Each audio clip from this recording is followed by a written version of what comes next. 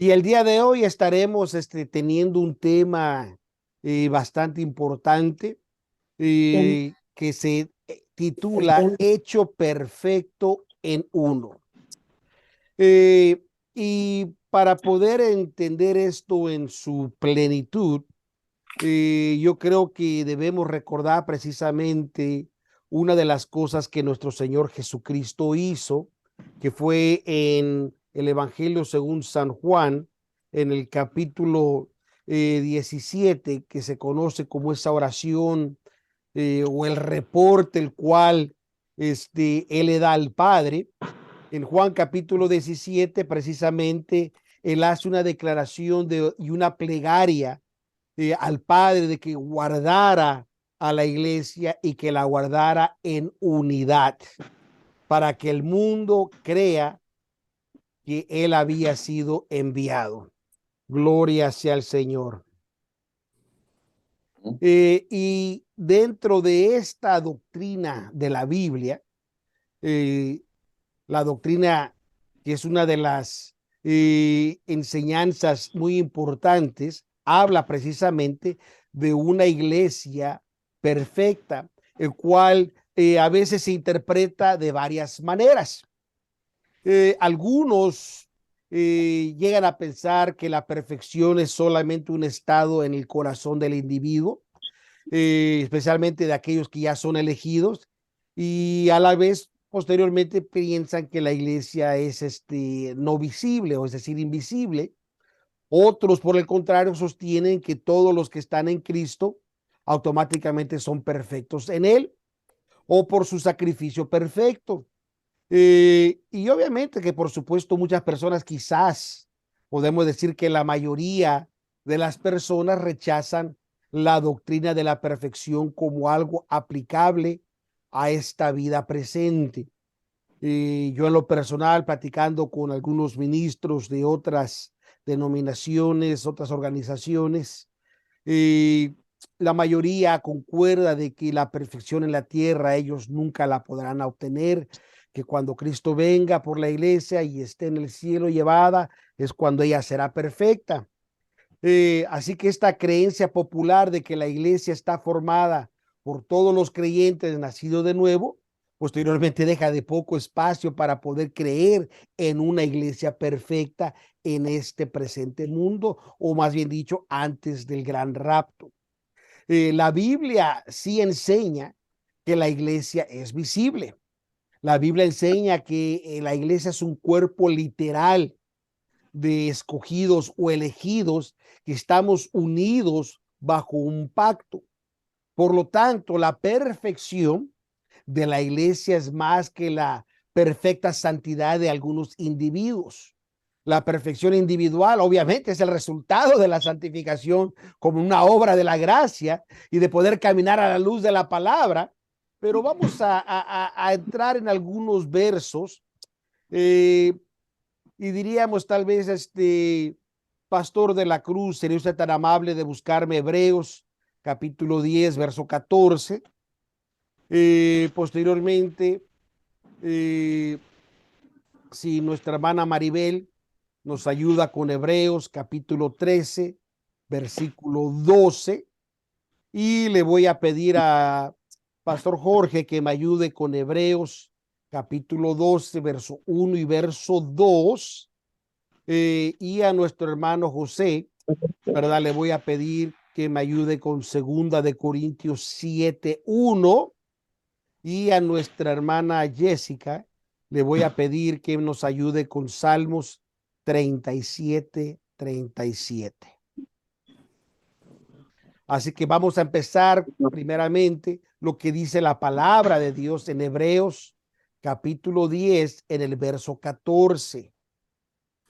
Porque con una sola ofrenda hizo perfecto para siempre a los santificados. Amén, gloria sea al Señor. Ahora, ¿qué dice Hebreos 13:12? Por lo cual también Jesús, para santificar al pueblo por su propia sangre, padeció fuera de la puerta. Gloria sea al Señor. Así que con estas escrituras podemos ver, ¿verdad? Claramente que Cristo, y por supuesto es la única ofrenda, siendo un sacrificio perfecto. Es decir, no necesita volverse a repetir el sacrificio de Jesús. Desde ese momento y para siempre, su sangre santificadora está disponible para todos los que quieran o los que reciban los beneficios purificadores. Y debido a la gracia interna de la santificación, el individuo puede despojarse de todo el peso del pecado. Es importante, ¿verdad? Que del pecado que tan fácilmente lo acedaría, digamos. Pero a medida de que mira continuamente hacia Jesús, el autor y consumador de nuestra fe, dice Hebreos 12, verso 1 y verso 2. Por tanto, nosotros también, teniendo alrededor nuestro una tan grande nube de testigos, dejando todo el peso del pecado que no nos rodea, corramos con paciencia la carrera que nos es propuesta. Exacto. Pues, puesto los ojos en el autor y consumador de la fe, en Jesús, el cual, habiéndolo sido propuesto gozo, sufrió la cruz, menospreciando la vergüenza, y se sentó a la diestra del trono de Dios. Amén. Así que puesto los ojos, dice, en el autor y consumador de la fe, en Jesús, el cual dice, habiendo sido propuesto gozo, sufrió la cruz, menospreciando la vergüenza, y sentóse a la diestra del trono de Dios. Se limpia voluntariamente y gozosamente de toda contaminación, aleluya, tanto de carne y de espíritu. ¿Por qué? Porque tenemos que perfeccionar la santidad en el temor de Dios. Como dice 2 Corintios 7:1. Si lo leemos en el nombre de Jesús, dice: así que, amados, pues tenemos tales promesas, limpiémonos de toda inmundicia de carne y de espíritu, perfeccionando la santificación en amor de Dios. En temor de Dios. Amén, amén. Así que con esto pues, sabemos que su vida puede dar testimonio a otros de su medida de perfección. Después de todo, recordemos que David también él nos abre en el Salmo 37:37. Considera al íntegro y mira al justo, que la postrimería de cada uno de ellos es paz. Amén, amén. Así que considera, es decir, vamos a tomar nota. Dice, al hombre perfecto, porque es lo que quiere decir íntegro, completo, perfecto. Así que dice, y mira al justo que en este aspecto vamos a decir, y ve al recto. Así que el individuo no se va a jactar por su propia perfección, sino al contrario, la va a vivir dando honra y gloria a Dios.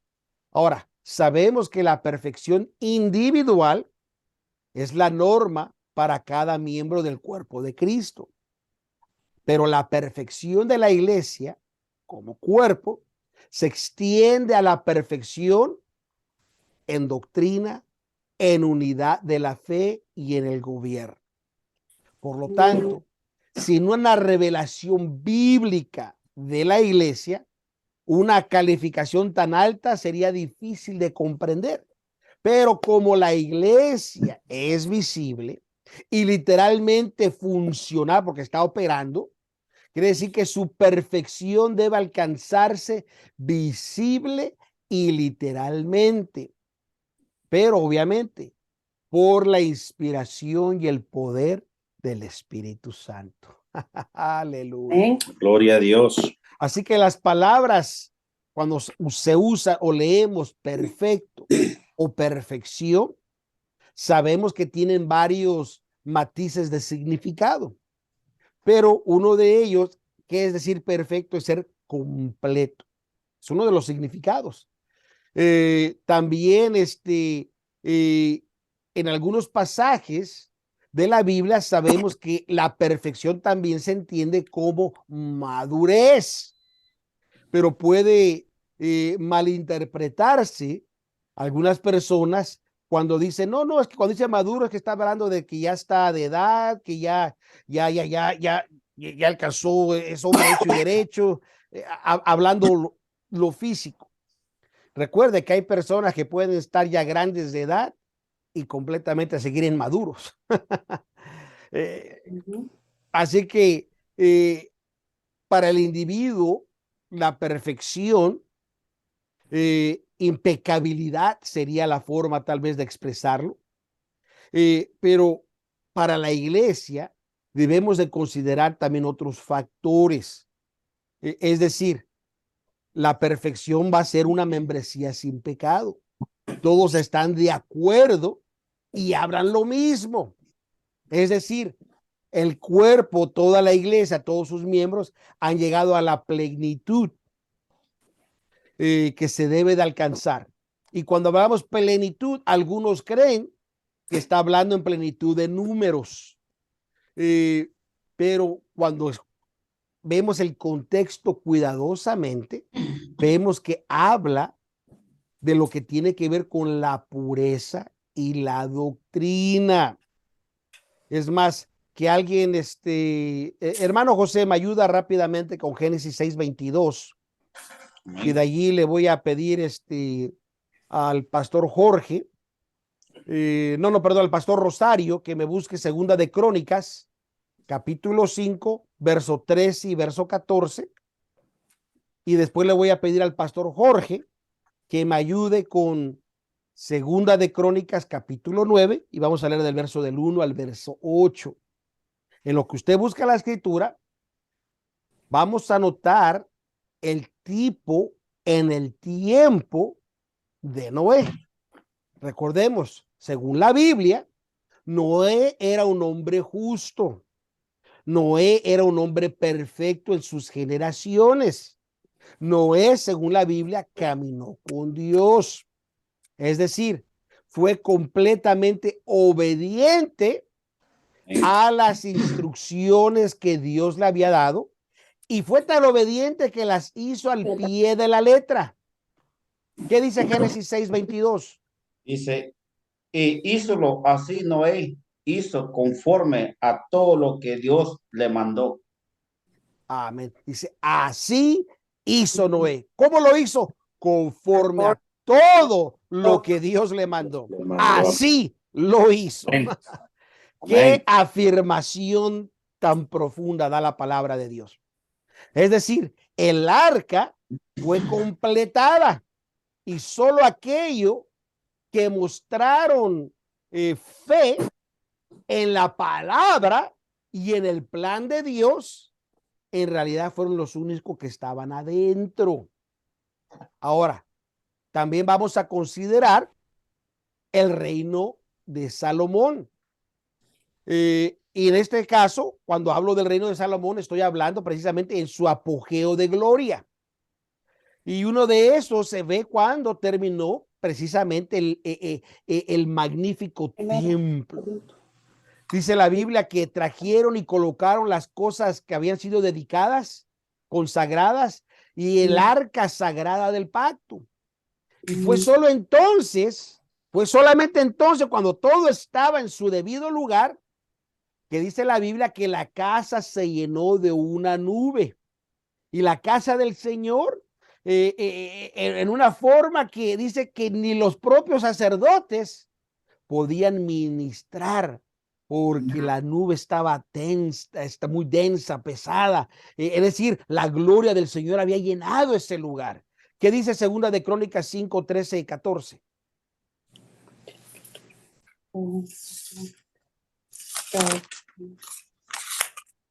Pastor Rosario.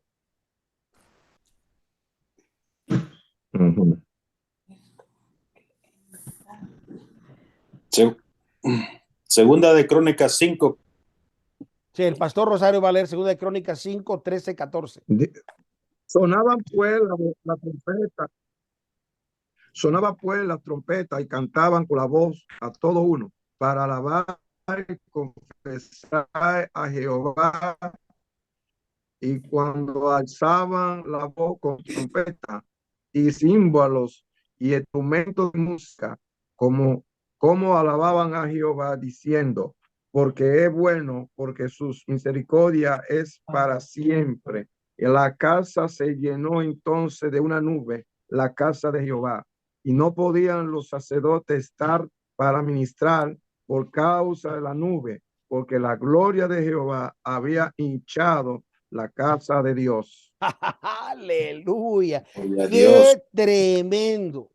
Y me gusta cómo empieza la declaración.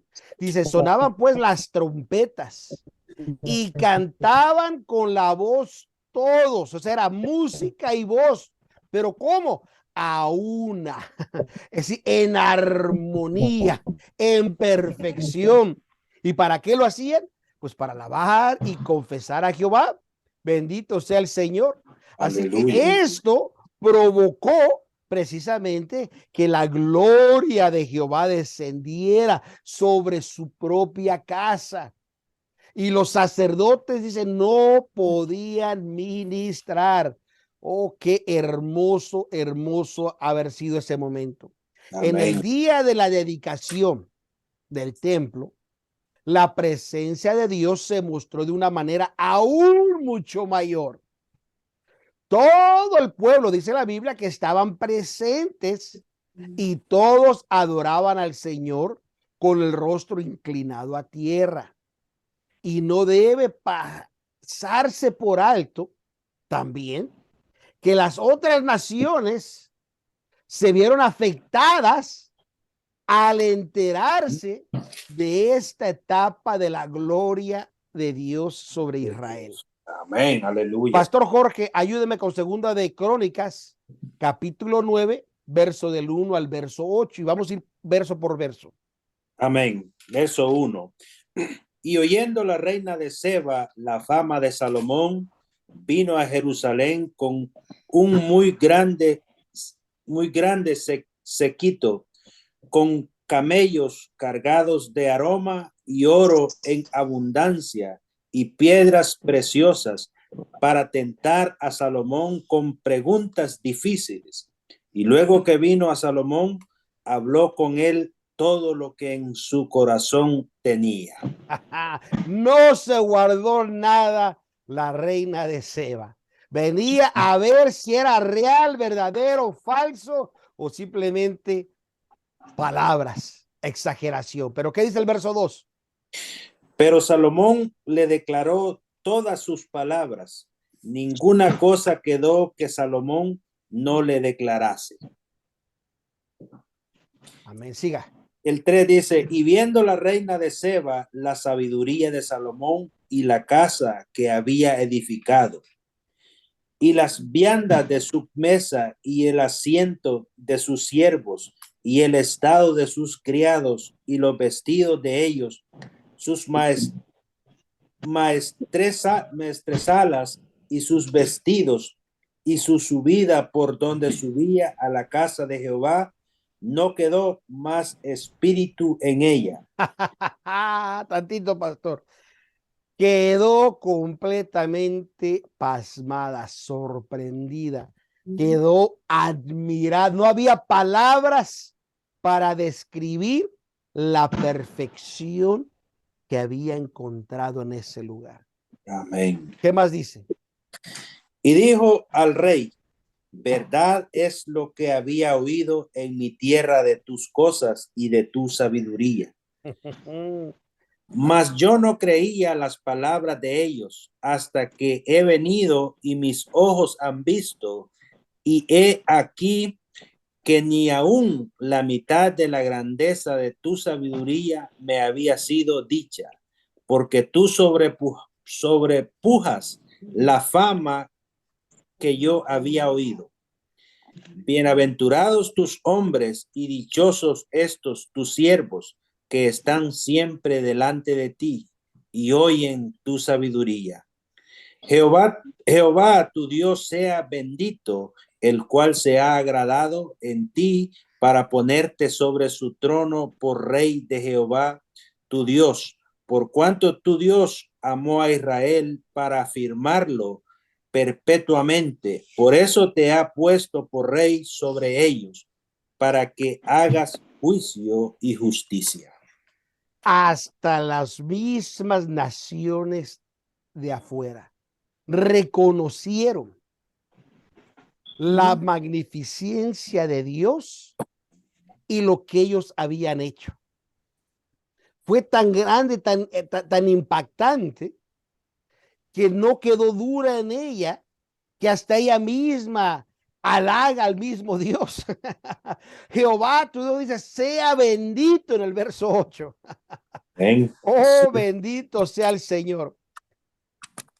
Ahí entendemos que termina el tipo y sombra del reino perfecto, porque posteriormente sabemos que el reino declinó después de alcanzar este estado tan alto.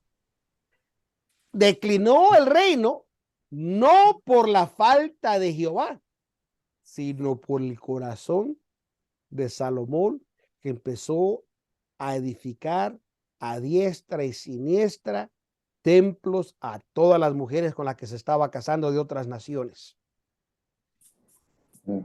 Ahora, debemos recordar que simplemente este estado del templo tipificó una gloria en tipo de sombra, una gloria por venir, porque esa no era la iglesia, eso simplemente era un tipo y sombra de lo que venía.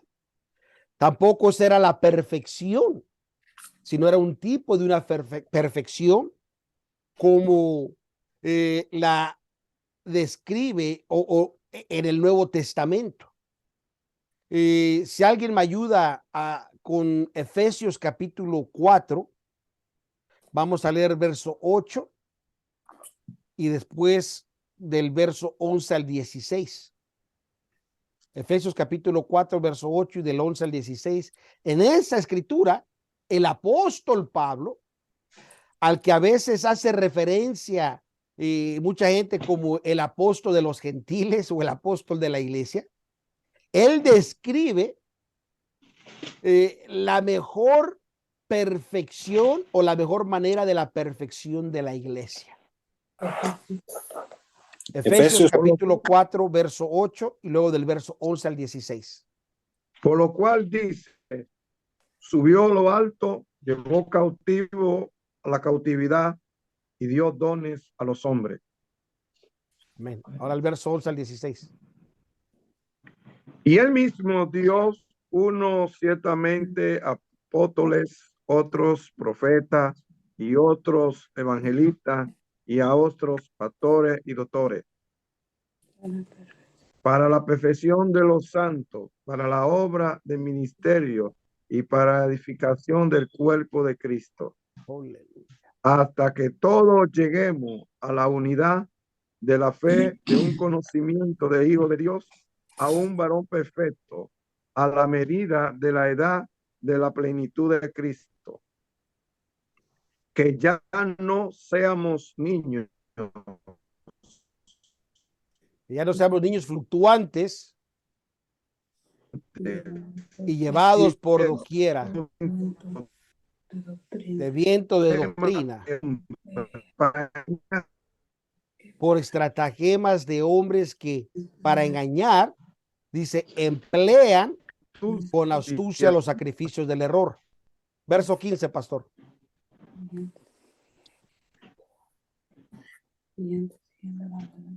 Bueno, creo que se quedó congelado el pastor Rosario. La verdad. Antes, siguiendo la verdad en amor, crezcamos en todas las cosas en aquel que es la cabeza, a saber, Cristo. ¿Me escucha? Amén. Gloria a Dios. Del cual todo el cuerpo compuesto y bien ligado entre sí por todas las junturas de su alimento, que recibe según la operación, cada miembro conforme a su medida, toma aumento de cuerpo edificándose en amor.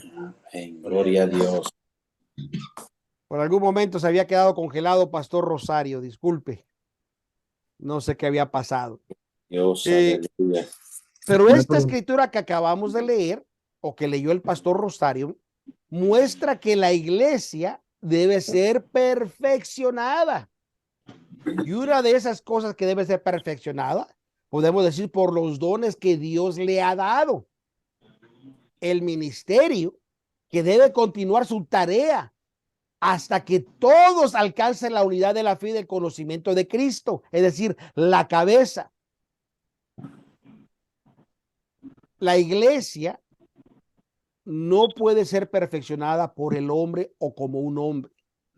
No, la iglesia debe de ser, más bien dicho, perfeccionada en un cuerpo por dirección del Espíritu Santo, obviamente a través del ministerio, para alcanzar la medida perfecta de estatura o digamos de altura espiritual, tal como la representa la plenitud de Cristo. Ahora, debemos de estar atentos y alertas, que la iglesia no debe ser afectada por las falsas doctrinas, por la astuta del enemigo, porque los miembros que deben estar tan estrechamente unidos en el alimento puro fluirá de uno a otro de una manera similar, de una forma que los nutrientes alimenticios se suministran a cada uno. Es decir, cada célula, cada tejido del cuerpo está naturalmente fluyente. Es más, si usted mira su cuerpo y cuando usted se hace una cortada, ¿verdad? Se abre, pero usted le pone una pomada y lo empieza a lavar, limpiar, pero posteriormente el cuerpo empieza otra vez, ¿verdad? A través de sus células empieza a tratar de volverse a cerrar. ¿Por qué? Porque está todo en armonía.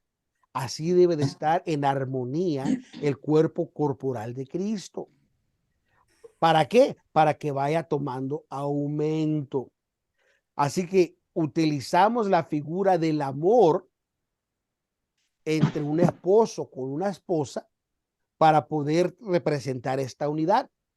Pablo lo hace debidamente en Efesios capítulo 5, del verso 25 al verso 27. Si alguien lo tiene, Efesios 5, del 25 al 27. Maridos, Dígalo, hermano José. No soy yo, no. Ok. Hermano Jorge. Maridos, amad a vuestras mujeres, así como Cristo amó a la iglesia y se entregó a sí mismo por ella, para santificarla, limpiándola en el lavacro del agua por la palabra, para presentársela gloriosa para sí, una iglesia que no tuviese mancha, ni arruga, ni cosa semejante, sino que fuese santa y sin mancha. Aleluya. Pastor Rosario, búsqueme Mateo 28, del 19 al 20.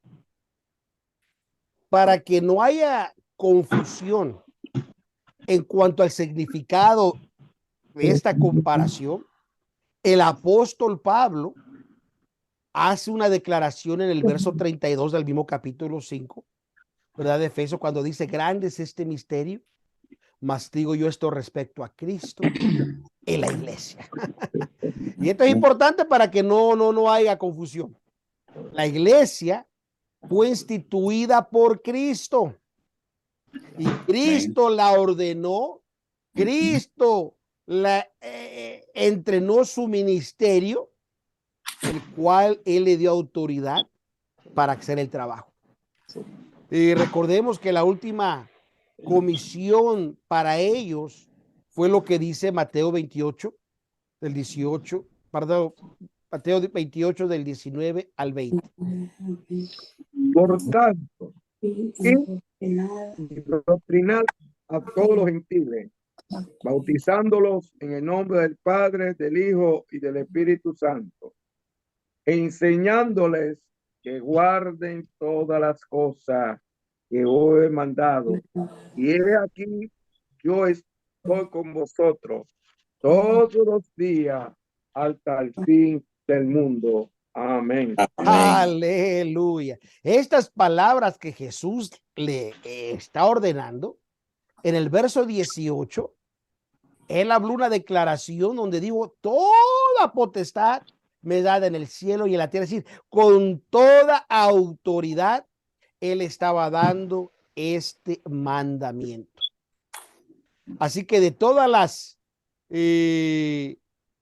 escrituras, debemos de ver que la obra de Cristo limpia, santifica y perfecciona. En relación a la perfección de la iglesia, debemos de entender que obviamente él está usando a sus ministros, al ministerio. El estado glorioso resultará de escuchar y obedecer precisamente la palabra de Dios a medida de que el ministerio la aplica. Por eso que es importante precisamente la multitud de consejeros para que el ministerio pueda saber lo que va a aplicar. Este es el propósito y la meta de Dios.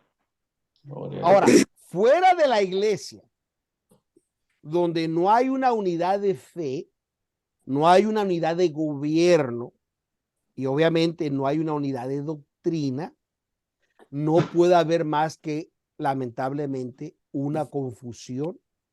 Esta confusión cada vez lamentablemente es mayor.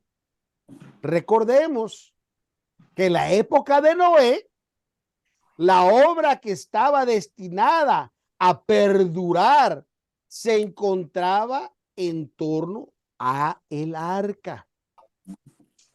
Si otros, además de los 8 almas de la familia de Noé, eran elegibles para ser salvos, lamentablemente desperdiciaron su oportunidad. Todos los que se sometieron a los requisitos simples de Dios, como lo expuso Noé, perecieron lamentablemente en la gran ira del diluvio. Ahora, también durante los días de Salomón, en Primera de Reyes, capítulo 4, verso 34, Primera de Reyes 4:34, ¿cómo dice?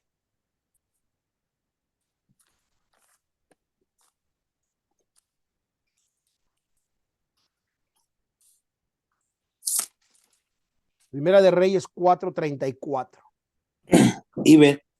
Y venían de todos los pueblos a oír la sabiduría de Salomón y de todos los reyes de la tierra, donde había llegado la fama de su sabiduría. Oh, qué tremendo. Esto quiere decir que aparentemente muchos otros, además de la reina de Seba, tenían preguntas difíciles que necesitaban respuestas. No se nos dice cuál fue su reacción a la sabia respuesta de Salomón de estas personas. Tal vez como a la reina Esteba, se sintieron abrumados, pero lo que sí nos queda claro que preguntaron y lo que preguntaron hicieron uso de lo que se había aprendido, de lo que ellos recibieron. Ahora, la iglesia de Dios en estos últimos tiempos debe ser capaz de responder a todas las preguntas válidas que otros puedan hacer en el tiempo de perfeccionamiento. Y este es un reto para todos nosotros. Algunos pueden venir con la tal vez elocuencia y su impresionante cantidad de conocimiento, solo tratando de hacer tal vez que tropezar a los otros, pero recordemos, con la simplicidad de las respuestas que se dieron. Cristo, la cabeza, también dice la Biblia que es una piedra o fue una piedra de tropiezo. Fue una roca de escándalo. para los religiosos de su época. Era una majestad interior y el poder que había en él. Era el reino, ahora la forma que Cristo lo describe, ya no era un reino literal, sino dice aquí: el reino de los cielos no vendrá con advertencia, ni helo aquí, ni helo allí, sino entre vosotros está. Esto quiere decir que el Padre escondió la verdadera grandeza de Cristo entre los sabios y los estudiosos, pero a los humildes, a lo despreciable de este mundo, oh, bendito sea Dios, Gloria a Dios. se les dio la oportunidad de recibir esta revelación.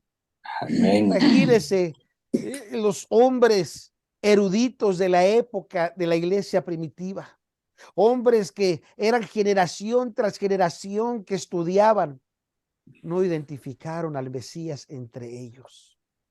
Mejor Pedro, un hombre simple, un hombre pescador, que dice la Biblia que era sin letra, hablaba y se maravillaban porque él estaba convencido que lo que él había recibido no era de hombre, venía directamente de Dios. Amén, amén, gloria a Dios. De la misma forma, cuando hablamos de la perfección de la iglesia, este tema no es apto para aquellos que les gusta exhibir ese material de estudios, sino al contrario, esta se recibe con una seguridad, de una simpleza de corazón, Amén. con un amor profundo al esposo de la iglesia, Aleluya.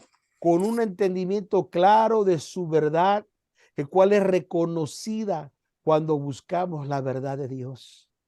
Si alguien me ayuda con Primera de Juan, capítulo 3, versículo 2 y versículo 3, donde vamos a ver que el Espíritu Santo es nuestra guía. Sus miembros deben de purificarse como Cristo es puro para poder estar con Él, para poder vivir con Él, para estar con Él por la eternidad. Aleluya. Amén, gloria a Dios. Primera de Juan, capítulo 3, verso 2 y verso 3. Muy amados, ahora somos hijos de Dios y aún no se ha manifestado lo que hemos de ser, pero sabemos que cuando Él apareciere seremos semejantes a Él, porque le veremos como Él es. Y cualquiera que tiene esta esperanza en Él se purifica como Él también es limpio. Oh, gloria a Dios, gloria a Dios, gloria a Dios. Estaba en claro en el apóstol Juan que venía un día de perfección. Hay que esperarlos, mis amados hermanos. Amén, amén. Así será la iglesia Gloria a Dios. perfecta, como un solo cuerpo. Dejará atrás este mundo presente, donde el mundo se quedará para sufrir la tribulación. Aleluya. Pero nosotros sabemos que viene una esperanza aún mucho mayor. Amén, aleluya, gloria a Dios. Debemos de ver que tal como están las cosas en la actualidad, lamentablemente se multiplican miles de almas, tantos que las que están perdidas como muchas que vienen al conocimiento de Cristo, que no están ahorita en el rebaño. Recuerde que Jesús dijo en Juan capítulo 10 que también tengo otras ovejas que no son de este redil, pero aquellas me conviene traer. Y habrá un solo rebaño, una sola iglesia, un solo pastor. Amén. Se volverán más y más inquietos, tal vez insatisfechos, aquellos donde están y quieran buscar una verdad pura, una verdad madura que solo la iglesia podrá proveer. Si es que usted y yo nos dedicamos a hacer el negocio de Dios, a lo que Él nos ha llamado. Amén, gloria a Dios. El Espíritu ya lo está moviendo. Mire cómo nos ha reunido ahora. Esta es una prueba de que el Espíritu de Dios se mueve. Amén. Sí. No, del Canérica, el hermano de Massachusetts, aquí en Nueva York. Gloria sea al Señor, aleluya, aleluya, aleluya. Gloria a Dios, amén. El Espíritu ya se está moviendo, nos quiere reunir, porque Él quiere venir por su iglesia para, ahora sí que para presentársela al Señor. Amén. Podemos decir tal vez que se está escuchando ya la voz del pastor. Dice, y las ovejas oyen su voz y le siguen. Así que junto con el impulso correspondiente del Espíritu Santo, debemos de seguir a toda verdad. Amén. Debemos de saber que poco a poco se va reconociendo la conciencia de aquellos que no querían ver, pero que está funcionando la iglesia visible, la iglesia funcional, una iglesia donde el Espíritu y la esposa dicen ven. Ven. Gloria a Dios. Oh, bendito sea el Gloria a Señor, Dios, sí. aleluya. Gloria a Dios, gloria a Dios y gloria a Dios. Amén. Gracias, Por ese momento glorioso, el cual Aleluya, esperamos, porque la Señor. Biblia lo dice. Él no es mentiroso, Él no miente. Tal vez no podamos entender todas las cosas, tal vez no logremos a comprender muchas de estas cosas, pero seámosle fiel y creámosle a Él, que Él se glorificará y hará lo que Él tiene que hacer. Gloria a Dios. Amén, gloria a Dios. Señor. Amén. Oh, gloria a Dios, aleluya. No Gloria sé si hay alguna pregunta o algún comentario de alguno de ustedes. Esto es algo hermoso que nos debe de animar, nos debe de provocar, precisamente como dice el libro de Hebreos. Si no me equivoco, es el capítulo 6, verso 1, donde dice, por tanto, dejando la palabra del comienzo, la doctrina de Cristo, vamos adelante a la perfección. Amén, sí. Gloria a Dios. Oh, gloria a Dios, gloria a Dios. No echando otra vez el fundamento, no volviendo, no. Agarremos el fundamento, ya está puesto. Amén. Dice, dice, ni arrepentimiento de obras muertas y de la fe en Dios, sino al contrario.